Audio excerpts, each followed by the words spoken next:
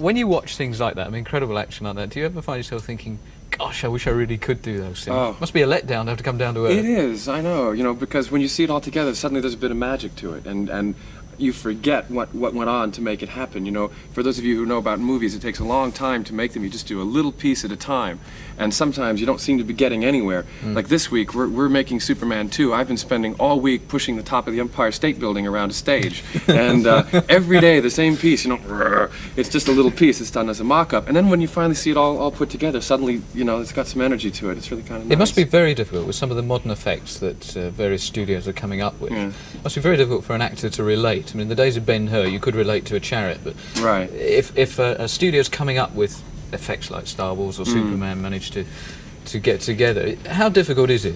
Well, you see, I think that in the long run, what people actually are interested in a story is the characters, And what makes Superman happen is that he can do so many things. I mean, he can fly and he can walk through walls and do all this kind of stuff. And I just tried very hard not to get lost in the scenery, if you know what I mean, because nobody who's really watching the film has a sophisticated understanding of front projection and blue backing and things like that. They want to see Superman fly, and that's what it's all about. So there actually is a great satisfaction as an actor to try to make that real. Do you find a lot of people take it maybe too seriously for you? Because there's an enormous Superman cult. I don't know. Superman has had different attitudes. Sometimes it's been comic, sometimes it's been, in the 50s, the series that's running, I think, sometimes on television over here, Superman can only fly in two directions. He can fly diagonal that way and a diagonal that way. That's because he was on a glass table and they just sort of tilted the camera and had dry ice going by him, Yeah. And so it's nice that, that's kind of flipped. That's sort of a send-up. They can't play it too straight. We tried to play it straight. I said, what would happen if a man could really fly? What the hell is that? Easy, miss. I've got you. You've got me! Who's got you? Were you a Superman fan when you were younger? Sorry, I didn't know anything about him, I'm afraid. I was a complete ignoramus. I had to do a lot of study, a lot of homework to learn about him.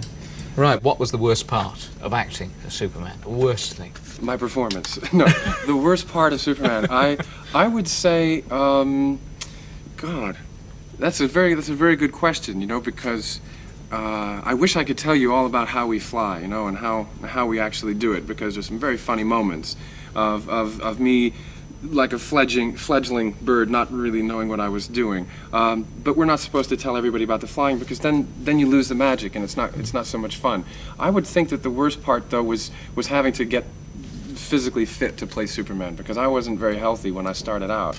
And in fact, they brought along a coach of the British Olympic track Dave team. Prowse, yeah. Well, no, at first it was an Olympic coach from the British team, and then he said, "Well, I don't know what you can do with this guy. He looks too skinny to me. He looks like a string bean." And so they went over his head and got Dave Prowse, who, if you saw Star Wars, he was. Yeah, we had Dave on the program. Did he? Actually, Well, and he was telling us how he worked you out. Well, that was the hardest part, because we used to go into the gym for 2 hours every evening after shooting all day and lift weights, for 2 hours. And he started out by having me lift every weight I possibly could, adding 5 pounds more and 5 pounds more, until finally I just couldn't even move. And he said, "Right, that's where we start."